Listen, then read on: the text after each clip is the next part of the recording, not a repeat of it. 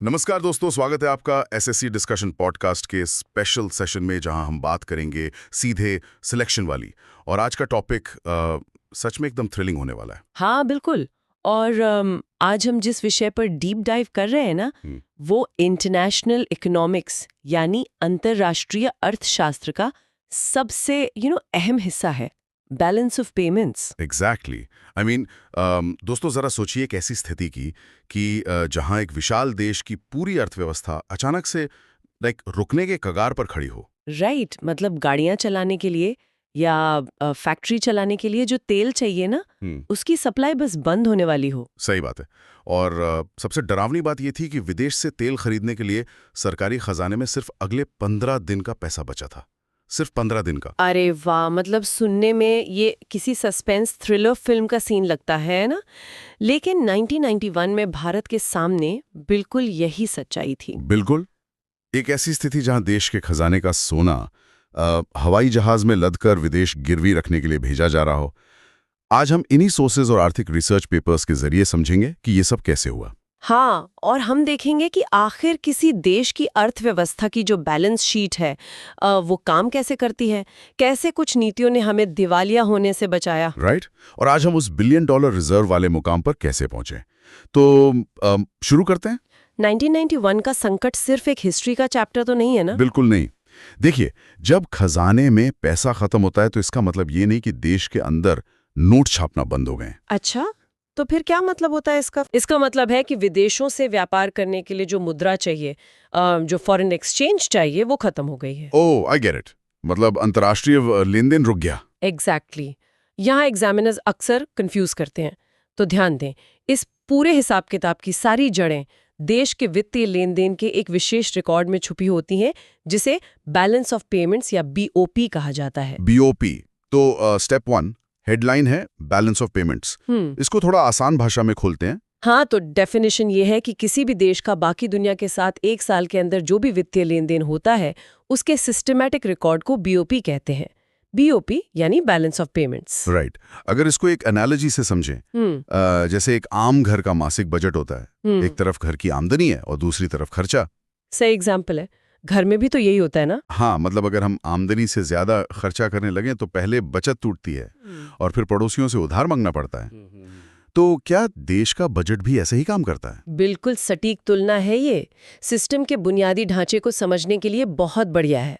एक देश भी जब अपने निर्यात यानी एक्सपोर्ट से कमाई जाने वाली विदेशी मुद्रा से ज्यादा आयात यानी इंपोर्ट पर खर्च करने लगता है ना, तो खाता बिगड़ने लगता है। और 1991 में यही हुआ था हमारे साथ। हाँ, हमारी आमदनी कम थी और तेल जैसी जरूरी चीजों का आयात करने के लिए हम लगातार उधार पर निर्भर थे।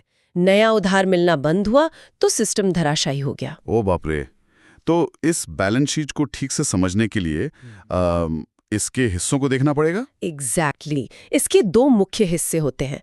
पहला करंट अकाउंट यानी चालू खाता, और दूसरा कैपिटल अकाउंट यानी पूंजी खाता। तो यहां से इस बैलेंस शीट के परिंदे को खोलते हैं दोस्तों।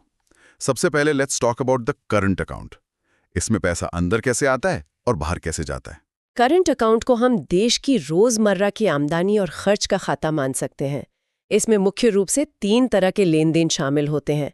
पहला होता है विजिबल गुड्स। विजिबल गुड्स यानी जो दिखता है। हाँ, दिखने वाली चीजों का व्यापार, जैसे हम चाय, कॉफी या मशीनरी का आयात निर्यात करते हैं।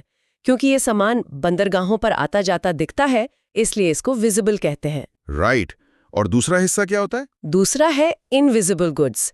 इसमें सारी सर्विसेज आती हैं जो दिखती नहीं है, जैसे बैंकिंग, शिपिंग या हमारी आईटी कंपनियां जो बाहर सॉफ्टवेयर बेचती हैं। ओह, मतलब कॉल सेंटर्स और आईटी सर्विसेज भी इसी में आएंगी। ये तो कमाल का पॉइंट है।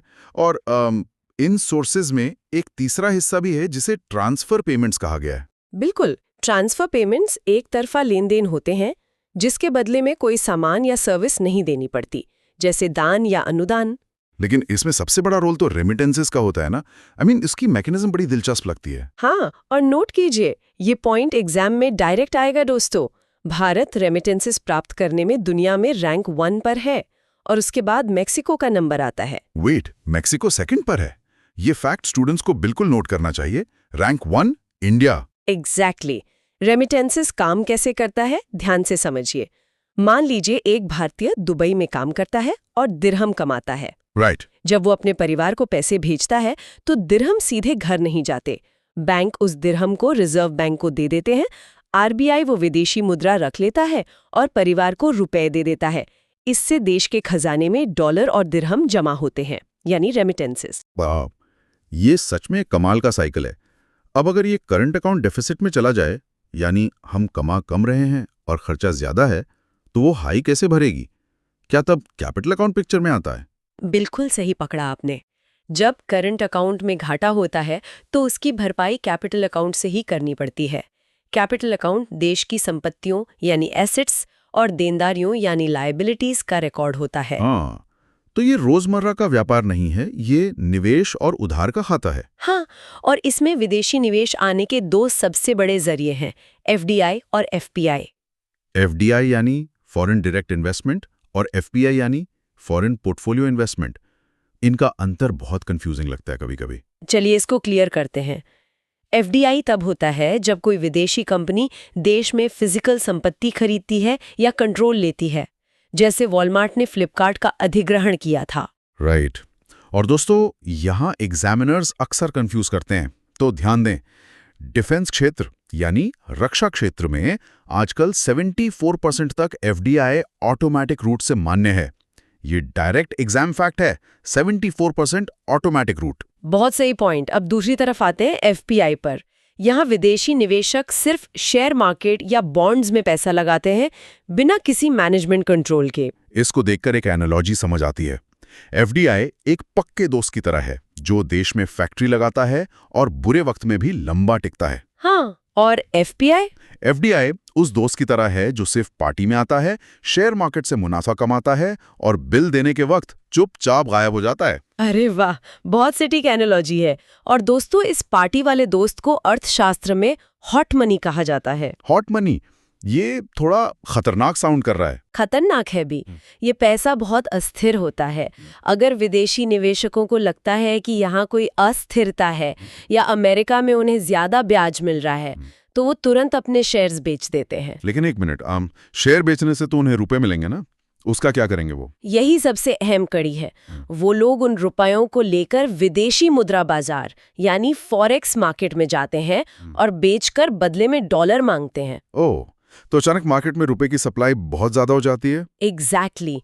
और डॉलर की मांग बढ़ जाती है, तो नियम के मुताबिक रुपए की कीमत धड़ाधम से गिरती है और देश की अर्थव्यवस्था पर भारी दबाव पड़ता है। बाप रे, ये मैकेनिज्म सच में किसी टाइम बॉम्ब जैसी लगती है। और सोर्सेज में एक और कॉन्सेप्ट है जिसे ट्विन डेफिसिट कहा गया है। एक घाटा तो हमने समझ लिया करंट अकाउंट का, ये दूसरा घाटा क्या है? ट्विन डेफिसिट अर्थव्यवस्था के लिए दोहरी मार है। एक तरफ कैड यानी करंट अकाउंट डेफिसिट है और दूसरा होता है फिस्कल डेफिसिट यानी राजकोषीय घाटा। राजकोषीय घाटा मतलब सरकार का अपना इंटरनल खाता। हाँ, जब सरकार अपनी टैक्स आमदनी से ज्यादा पैसा योजनाओं या सब्सिडी पर खर्च करती है और उधार लेती है। जब एक देश में बाहर का घाटा और अंदर का घाटा दोनों एक साथ चल रहे हों, तो उसे ट्विन डेफिसिट कहते हैं। 1991 में यही आउट ऑफ कंट्रोल हुआ था। तो इस दोहरी मार ने जब खजाने को खाली कर दिया और तेल के लिए सिर्फ 15 दिन बचे थे, आखिर इस ठप होती अर्थव्यवस्था को बचाने के लिए क्या कदम उठाए गए? हम किसके पास गए थे? जब देश दिवालियेपन की कगार पर होता है ना, तब अंतर्राष्ट्रीय संस्थाएं पिक्चर में आती हैं, खास तौर पर IMF, international monetary fund. Right. हमने IMF से एक बेल आउट लोन लिया था। बिल्कुल। और दोस्तों, नोट कीजिए, ये पॉइंट एग्जाम में डायरेक्ट आएगा। IMF और वर्ल्ड बैंक को ब्रिटन वुड्स ट्विन्स कहा जाता है। इनकी स्थापना 1944 के सम्मेलन के बाद 1945 में हुई थी। हाँ, और इनका मुख्यालय वॉशिंगटन DC में है। ये क्वेश्चन सीधे एग्जाम में हिट करते हैं। एग्जैक्टली। और IMF दुनिया भर के लिए वर्ल्ड इकोनॉमिक आउटलुक या WEO और ग्लोबल फाइनेंशियल स्टेबिलिटी रिपोर्ट जैसी रिपोर्ट्स निकालता है। ये दोनों नाम याद रखिएगा। लेकिन IMF ने ये बेल आउट लोन बिना शर्तों के तो दिया नहीं होगा, है ना? नहीं, बिल्कुल नहीं। IMF ने कड़ी शर्तें रखी। उन्होंने कहा अर्थव्यवस्था को खोलना पड़ेगा, और तभी प्रधानमंत्री PV नरसिम्हा राव और वित्त मंत्री डॉक्टर मनमोहन सिंह ने LPG मॉडल पेश किया। LPG मॉडल यानी लिबरलाइजेशन, प्राइवेटाइजेशन और ग्लोबलाइजेशन। एक एक करके ब्रेक करते हैं।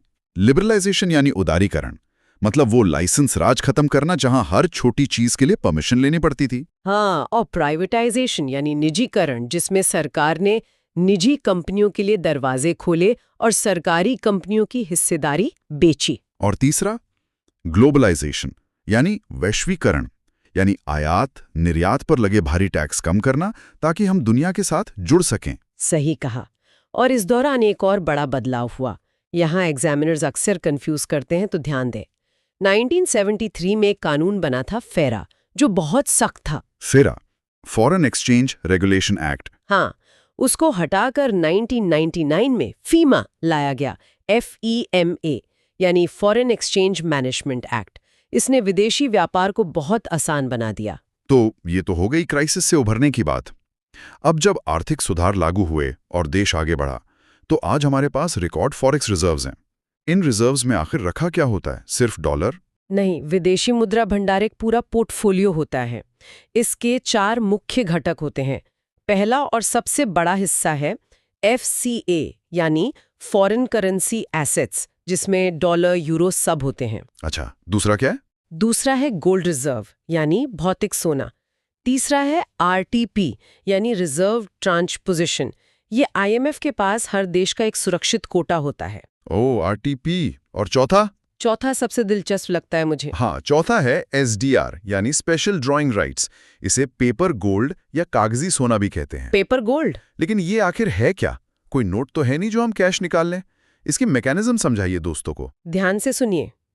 SDR IMF द्वारा बनाई गई एक अंतर्राष्ट्रीय आर्थिक असेट है। इसे एक बास्केट की तरह समझें, जिसमें दुनिया की 5 सबसे मजबूत मुद्राएं रखी गई हैं। और नोट कीजिए, ये पॉइंट एग्जाम में डायरेक्ट आएगा दोस्तों। वो 5 मुद्राएं हैं: US dollar, euro, Chinese yuan, Japanese yen और ब्रिटिश पाउंड।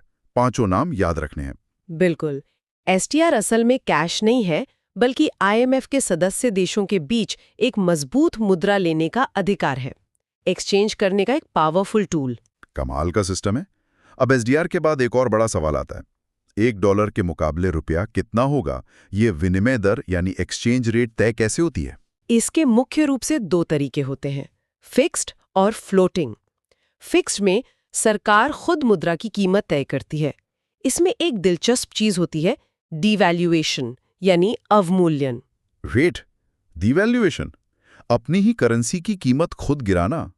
कोई देश ऐसा क्यों करेगा भला? देखिए, फायदा निर्यात यानी एक्सपोर्ट बढ़ाने में होता है।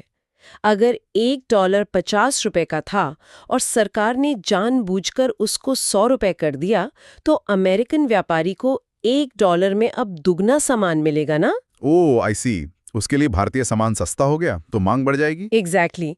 लेकिन आजकल फ्लोटिंग एक्सचेंज रेट चलता है, जहां मार्केट की मांग और आपूर्ति कीमत तय करती है। इसे हम डिप्रिसिएशन कहते हैं, जब मार्केट फोर्स से करेंसी गिरती है। राइट, एकदम क्लियर है। अब इन सोर्सेज में 2 टेक्निकल टर्म और हैं, नीर और रीर। इनमें क्या फर्क है? यहाँ एग्जामिनर्स अक्सर कंफ्यूज करते हैं, तो ध्यान दें। नीर यानी नॉमिनल इफेक्टिव एक्सचेंज रेट। ये सिर्फ एक मैथमेटिकल औसत है दूसरी मुद्राओं के मुकाबले। तो इसमें क्या कमी है? कमी ये है कि ये महंगाई को इग्नोर करता है। असली आहा मोमेंट आता है रीर यानी रियल इफेक्टिव एक्सचेंज रेट। रेर में महंगाई यानी इन्फ्लेशन को एडजस्ट किया जाता है। समझ गया। मतलब अगर एक्सचेंज रेट वही है पर अंदर महंगाई बढ़ गई तो ₹50 में उतना सामान नहीं आएगा। इसलिए REER ज्यादा सटीक आकलन है देश की असली खरीदारी क्षमता का।